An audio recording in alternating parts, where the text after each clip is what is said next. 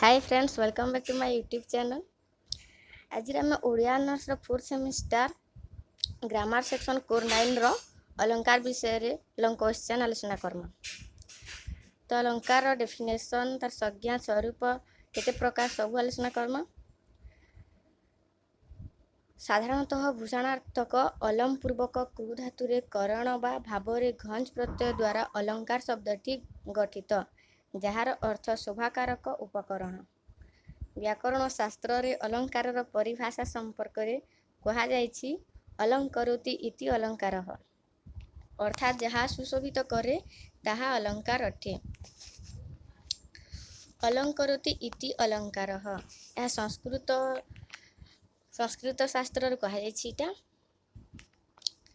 तो काव्य रे व्यवहृत अलंकार को मुख्यतः दुई भाग रे विभक्त करा जायछि, यथा शब्दालंकार एवं अर्थालंकार। तो सबुठु पहला शब्दालंकार। साधारणतः शब्दर चमत्कारिता प्रतिपादन करने शब्दालंकार लक्ष्य। वर्ण एवं शब्द मध्य धनात्मकता, लय, संगीतात्मक सौंदर्य, समता तथा शब्दर चारुता और वैचित्र सृष्टि क्षेत्र में यही अलंकार भूमिका बेस महत्वपूर्ण। यह भाषार सौंदर्य वृद्धि करे। शब्दालंकार बहु विभाग अच्छी, सेथिमध्यरु अनुप्रास, जमक, श्लेष अलंकार प्रधान। तो फास्ट अनुप्रास अलंकार देखमा। एक प्रकार व्यंजन वर्णर आवृत्ति को अनुप्रास कहा जाए। एग्जाम्पल उत्कल कमला विलास दीर्घिका, मराल मालिनी नीलांबु चिलिका। राधानाथ राय चिलिका काव्यर उदाहरण। उपरोक्त उदाहरण रे क, ल, म आदि व्यंजन वर्ण गुड़िकर बारंबार आवृत्ति घटिबारु अनुप्रास अलंकार होइछि। अनुप्रास अलंकार को 5 भाग रे विभक्त करा जायछि, यथा लाटानुप्रास, वृत्त्यनुप्रास, श्रुत्यानुप्रास, आंतानुप्रास और छेकानुप्रास। 2 नंबर रे होचे जमक अलंकार। जमक अलंकार देखमा वाक्य रे भिन्नार्थबोधक एक प्रकार शब्दर पुनरावृत्ति हेले जमक अलंकार होइथाय। एहा मध्य विभिन्न भाग रे विभक्त, यथा आद्य जमक, मध्य जमक, प्रांत जमक, सर्वजमक एवं माल्य जमक। तार एग्जाम्पल हैला बरजी बरसे देई मानस, बरजी बरसे अमेध्य ग्रास। बलदेव रथ, कवि सूर्य बलदेव रथ लेखक जगते केवलर। तो उपरोक्त वर्णना रे प्रथम पादरे बरजीव अर्थ गाई रसे अर्थ गाई क्षीर, द्वितीय पादरे बरजीव रसेर अर्थ वर्षक पाई अर्जन करिबा।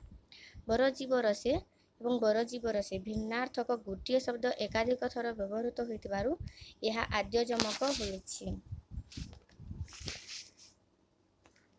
3 नंबर होचे श्लेष अलंकार। श्लेष अलंकार श्लिष्ट पद माध्यम अनेक अर्थ अभिधानर बुझाइले, अर्थात गोटिए शब्द 2 बा तहिरु अधिक भिन्न अर्थ प्रकाश कले श्लेष अलंकार होइथाय।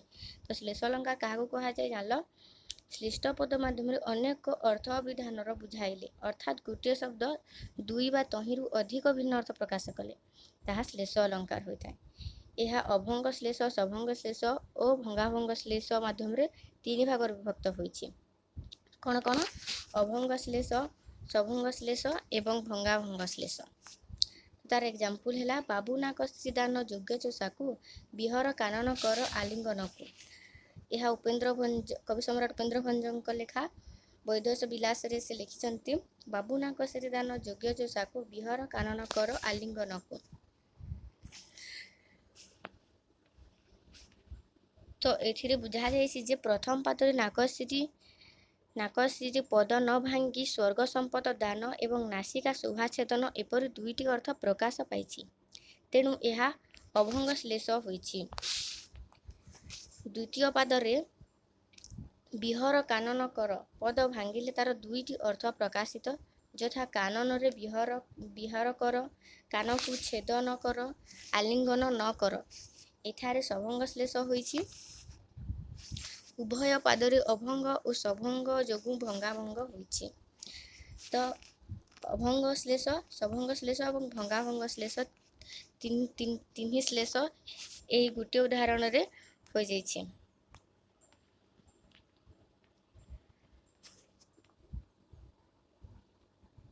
ତ ପିଲାମାନେ ଶବ୍ଦାଲଙ୍କାର ସରିଲା। 2 ନମ୍ବର ଅଛି ଅର୍ଥାଲଙ୍କାର। ଅର୍ଥାଲଙ୍କାର କାହାକୁ କୁହାଯାଏ ଦେଖମା ଆମେ। କାବ୍ୟର ଯଥାର୍ଥ ସୌନ୍ଦର୍ଯ୍ୟ ଅଲଙ୍କାର ଉପରେ ନିର୍ଭରଶୀଳ। ଅର୍ଥର ରମଣୀୟତା ସୁକୁମାର୍ଯ୍ୟ ବହୁ ପରିମାଣରେ ନିର୍ଭର କରିଥାଏ। ଏହି ଅଲଙ୍କାର ଉପରେ ଏହାଦ୍ୱାରା ଭାବଗତ ଚାରୁତା ସମ୍ପାଦନ ଓ ଭାବର ବୈଚିତ୍ର୍ୟମୟ ପରିପ୍ରକାଶ ଅର୍ଥାଲଙ୍କାର ଯୋଗୁଁ ସମ୍ଭବ। ଏହାଦ୍ୱାରା କବିବାଣୀ କାବ୍ୟବାଣୀରେ ପରିଣତ ହୋଇଥାଏ।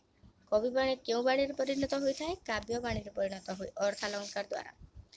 ତ ଅର୍ଥାଲଙ୍କାରର ବହୁ ବିଭାଗ ବା ଉପବିଭାଗ ଅଛି, ଯଥା ଉପମା, ରୂପକ, ଉତ୍ପ୍ରେକ୍ଷା, ବିଭାବନା ଏବଂ ବ୍ୟତିରେକ। ଅନେକ ଅଲଙ୍କାର ଅଛି, କିନ୍ତୁ ବିଶେଷ ଅଛି ଉପମା, ରୂପକ, ଉତ୍ପ୍ରେକ୍ଷା, ବିଭାବନା ଏବଂ ବ୍ୟତିରେକ। ଇଟା ମାନେ ମେନ୍ ଅଲଙ୍କାର। ତ ଫାଷ୍ଟ ଅଲଙ୍କାର ଦେଖମା ଆମେ ଉପମା ଅଲଙ୍କାର। ତ ଉପମା ଅଲଙ୍କାର କାହାକୁ କୁହାଯାଏ? ତାର ସଂଜ୍ଞା ହେଉଛି ସମାନ ଧର୍ମ ବିଶିଷ୍ଟ ଭିନ୍ନ ଜାତୀୟ ଦୁଇଟି ବସ୍ତୁର ସାଦୃଶ୍ୟ କଥିତ ହେଲେ ଉପମା ଅଲଙ୍କାର ହୋଇଥାଏ। ଉପମାର 4ଟି ଅଙ୍ଗ ହେଉଛି ଉପମେୟ, ଉପମାନ, ସାଧାରଣ ଧର୍ମ ଓ ଉପମାବାଚକ ଶବ୍ଦ।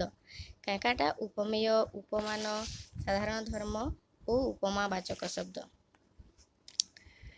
ତ ଉପମା ଅଲଙ୍କାରରେ ପୂର୍ଣ୍ଣୋପମା, ଲୁପ୍ତୋପମା ଓ ମାଲୋପମା ପ୍ରଧାନ ଅଟେ। ପୁଣି ଉପମା ଅଲଙ୍କାରରେ କ'ଣ କ'ଣ ପ୍ରଧାନ ଅଟେ? ପୂର୍ଣ୍ଣୋପମା, ଲୁପ୍ତୋପମା ଓ ମାଲୋପମା ପ୍ରଧାନ ଅଟେ। ତ ଏକ୍ଜାମ୍ପଲ ଦେଖମା ଆମେ। ଏକ୍ଜାମ୍ପଲ ଦେଇଛେ ମିଶିଯାଏ ଯଥା ପ୍ରଭାତୀ ତାରା ରବି କିରଣା, ମିଶିଯାଏ ଯଥା ଜୀବାତ୍ମା ବିଶ୍ୱ ଆତ୍ମା ଚରଣେ, ମିଶିଯାଏ ଯଥା ଚପଲା ନୀଳ ଜଲଦ ଅଙ୍ଗେ, ମିଶିଗଲା ତଥା ଅବଲା ସେହି ନୀଳ ତରଙ୍ଗେ। ଚନ୍ଦ୍ରଭାଗା ରାଧାନାଥ ରାୟ। ରାଧାନାଥ ରାୟ ସେ ଚନ୍ଦ୍ରଭାଗାରେ ଲିଖିଛନ୍ତି। ତ ଉପରୋକ୍ତ ବର୍ଣ୍ଣନାରେ ପ୍ରଭାତୀ ଧାରା, ଜୀବାତ୍ମା, ଚପଲ ଆଦି ଏକାଧିକ ଉପମାନ ଏକମାତ୍ର ଉପମେୟ ଅବଲା ସହିତ ତୁଳନା କରାଯାଇଛି। ଏକମାତ୍ର ଉପମେୟ କାହା ସହିତ ତୁଳନା କରାଯାଇଛି? ଅବଲା। ଯଥା ଓ ତଥା ଉପମାବାଚକ ଶବ୍ଦ ଅଟେ। ଯଥା ଏବଂ ତଥା ଉପମାବାଚକ ଶବ୍ଦ ଅଟେ। ତ ଉପମାବାଚକ ଶବ୍ଦ କ'ଣ କ'ଣ ଅଟେ? ଯଥା ଏବଂ ତଥା। 2 ନମ୍ବର ହେଉଛି ରୂପକ ଅଲଙ୍କାର। ରୂପକ ଅଲଙ୍କାର ହେଉଛି ତାର ଡେଫିନେସନ୍, ଯେଉଁଠାରେ ଉପମାନ ଓ ଉପମେୟର ଅଭେଦ କଥନ ହୋଇଥାଏ ସେଠାରେ ରୂପକ ଅଲଙ୍କାର ହୋଇଥାଏ। ଏହାର ମୁଖ୍ୟ କେତୋଟି ଭେଦ ହେଲା ପାରମ୍ପରିକ ରୂପକ, ସାଙ୍ଗ ରୂପକ ଏବଂ ନିରଙ୍ଗ ରୂପକ। ତାର ଏକ୍ଜାମ୍ପଲ ଦେଖମା ଆମେ। ଏକ୍ଜାମ୍ପଲ ହେଉଛି ଆଶା ପାରିଜାତ ଫୁଟିଯିବ ହୃଦ ନନ୍ଦନ ବନେ, ଜ୍ଞାନ ଭକ୍ତି କର୍ମ ସୌରଭ ବ୍ୟାପିଯିବ ଭୁବନେ।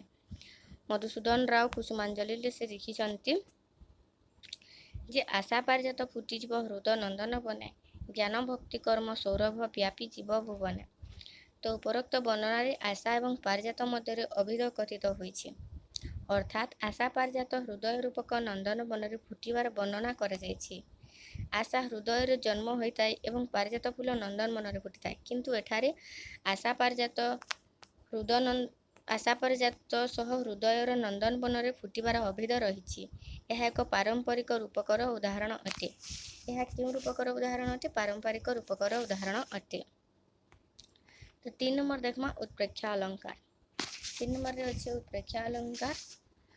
ତ ଉତ୍ପ୍ରେକ୍ଷା ଅଲଙ୍କାର କାହାକୁ କୁହାଯାଏ? ପ୍ରକୃତ ବସ୍ତୁରେ ଅପ୍ରକୃତ ବସ୍ତୁର ତର୍କଣା ବା ସମ୍ଭାବନା କରାଗଲେ। ତର୍କଣା କିମ୍ବା ସମ୍ଭାବନା କରାଗଲେ ସେଠାରେ ଉତ୍ପ୍ରେକ୍ଷା ଅଲଙ୍କାର ହୋଇଥାଏ। ତାର ଏକ୍ଜାମ୍ପଲ ହେଉଛି ଶ୍ୱେତାଙ୍ଗ ଚଢ଼ାଇ ଗୁହା ସମୁଦ୍ଗତ, ନିରଭେଦି କିବା ଉଠେ ଏରାବତ। ରାଧାନାଥ ରାୟ ଲିଖିଛନ୍ତି ଚିଲିକା କାବ୍ୟରେ ତାଙ୍କର ଶ୍ୱେତାଙ୍ଗ ଚଢ଼େଇ ଗୁହା ସମୁଦ୍ଗତ, ନିରଭେଦି କିବା ଉଠେ ଏରାବତ। ଉତ୍ପ୍ରେକ୍ଷା ଅଲଙ୍କାରରେ କି, କିବା, ଅବା, ବା, ସତେ, ଯେପରି, ଯେହ୍ନେ, ସିନା ଇତ୍ୟାଦି ଶବ୍ଦ ପ୍ରୟୋଗ ହୋଇଥାଏ। ତ ଉତ୍ପ୍ରେକ୍ଷା ଅଲଙ୍କାରର ଶବ୍ଦ କୋଉଟା? କି, କିବା, ଅବା, ବା, ସତେ, ଯେପରି, ଯେହ୍ନେ, ସିନା ଇତ୍ୟାଦି ପ୍ରୟୋଗ ହେସି। ତ ଏଠାରେ ପ୍ରକୃତ ବସ୍ତୁ ଚଢ଼େଇ ଗୁହା ପର୍ବତ ସହ ଅପ୍ରକୃତ ବସ୍ତୁ ଇନ୍ଦ୍ରଙ୍କର ଐରାବତ ବା ହାତୀ ସହ ସମ୍ଭାବନା କରାଯାଇଛି ଏବଂ ଉତ୍ପ୍ରେକ୍ଷାବାଚକ ଶବ୍ଦ କିବା ପ୍ରୟୋଗ କରାଯାଇଥିବାରୁ ଏହା ଉତ୍ପ୍ରେକ୍ଷା ଅଲଙ୍କାର ହୋଇଥାଏ। तो उत्प्रेक्षावाचक शब्द कौन कौन कि किबा अबा बा सत्य जेपरी जेन्हे सिना इत्यादि। तो इठाने उत्प्रेक्षावाचक शब्द प्रयोग होइतबार एटा उत्प्रेक्षा अलंकार होइछे। तो बुझी पारल उत्प्रेक्षा अलंकार रे एठारे प्रकृत वस्तु चढ़ई गुहा पर्वत सह अप्रकृत वस्तु इंद्रंकर हाथी सह संभावना कर जाइछि। तेणु यह उत्प्रेक्षा अलंकार होइछे। 4 नंबर देखमा व्यतिरेक अलंकार। व्यतिरेक अलंकार अच्छे जोठारे उपमान ठारू उपमेयर आधिक्य कथित होइथाय सेठारे व्यतिरेक अलंकार होइथाय। केउ अलंकार होइथाय व्यतिरेक जोठारे उपमान ठारू उपमेयर आधिक्य कथित होइथाय सेठारे व्यतिरेक अलंकार हुए। तो एग्जांपल काण अच्छे एग्जांपल अच्छे जे नीलिमा रे बामा चारु केश पास तो नील बिचिकी कला उपहास। राधानाथ राय चिलिकार प्राय राधानाथ राय चिलिकार सबू उदाहरण इथे आसी पिला माने।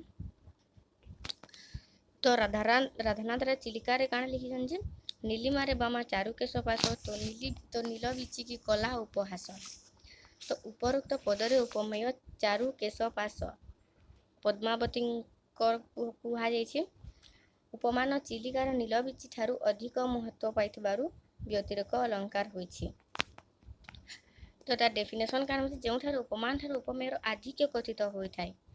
तो इनु काण अछि उपरोक्त पदरे उपमेय चारु केश पास उपमान एवं नील बिची ठारू अधिक महत्व पाइथिबारु से नील बिची ठारू अधिक महत्व पाइथिबारु एठारे व्यतिरेक अलंकार होइछे।